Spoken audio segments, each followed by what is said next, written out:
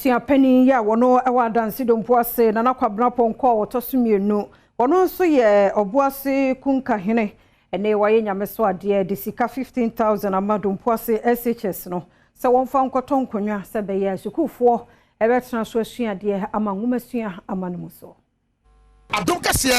esan e de aprobe piemu ewo Dompoase Senior High School de dia se be piemu ha nyina ene se setiefo ebeka ya enchai ene de story bi ebeto abontren se adehafo wa ha etese bi bench so na wo mo esuade ebreye pa enam so ma story beto abontren no na kwabra ponko awoye Abusuapanin ewo Dompoase ha awosaye obuase kunka ehene ene wode 15,000 Ghana cedi e de abese headmaster na DC insa se wo munye no mo fanya nkonwa ne bi efama enkora no mo ntra so yene na ponko ni nkomo ne emisa nana se de na kan no ntie enne obabeye sa adoye de meti ye no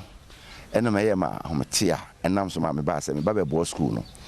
na se bia enso hwa enkwa ne hia se ahodin se ya menim se we entumi nye ni nyina na mo be bo akakra ama hotoba DC ya wo mansiri mu nso ewa ha yede DC nso eni nkomo ne emisa DC se hawa school foi ekom ewo mansiri no emo aban na assembly no nso wo ede ema wo mo ma imagine se me di part sika menya no project am ye imagine se ka me de be ye no eno da assembly meeting me ne me mpanifo adwene ho se ye bejai ne ye dia ye desk no bi ne ha chama school su ni nyina na obia ho atono headmaster o school mu nso ewa ha ye ne headmaster eni nkomo adifefa be yama ene die kese ehu kwan fa so enanase esan se ska 15,000 is kaneska emodu pa na ye hwe kwa senka enkonwan nanka ode bebre na obre ska idie if program yase ya